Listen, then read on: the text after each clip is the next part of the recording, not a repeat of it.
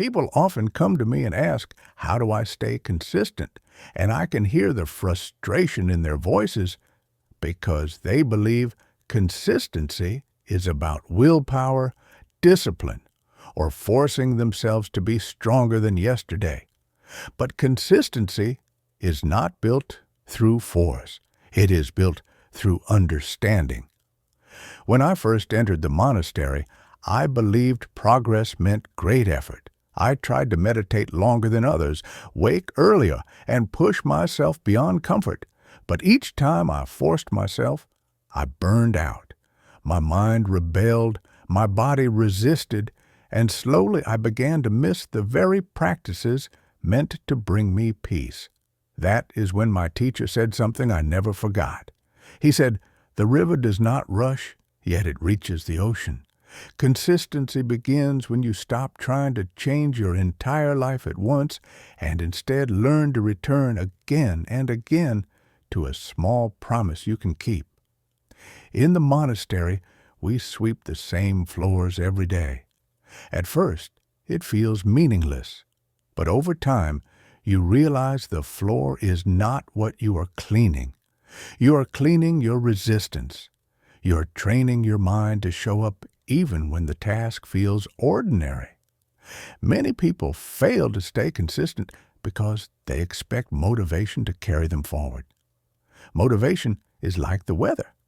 Some days it shines. Some days it disappears without warning.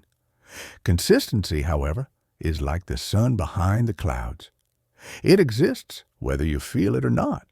You do not need to feel inspired to act.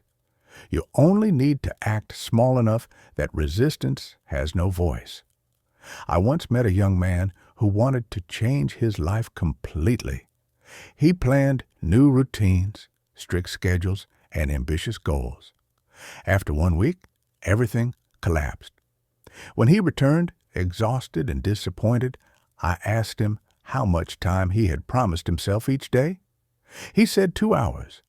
I asked him if he could promise 5 minutes instead.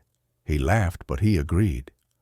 Months later, those 5 minutes became his strongest habit, not because they were impressive, but because they were sustainable. Consistency grows when you attach your actions to identity, not results. Do not say, "I will meditate until I feel calm." Say, "I am someone who sits quietly each day." Do not say, "I will exercise until I see change." Say, "I am someone who cares for my body daily." Results come and go, but identity stays. When you act in alignment with who you believe you are, consistency becomes natural. Another secret is learning to forgive missed days. In the monastery, if you miss one prayer, you do not quit praying forever. You simply return at the next bell. Consistency is not perfection. It is returning without self-punishment.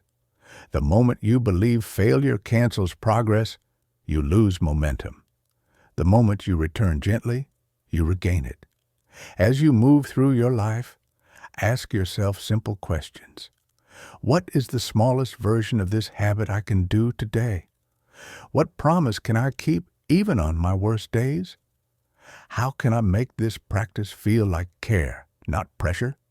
When you answer honestly, consistency stops feeling heavy and starts feeling kind.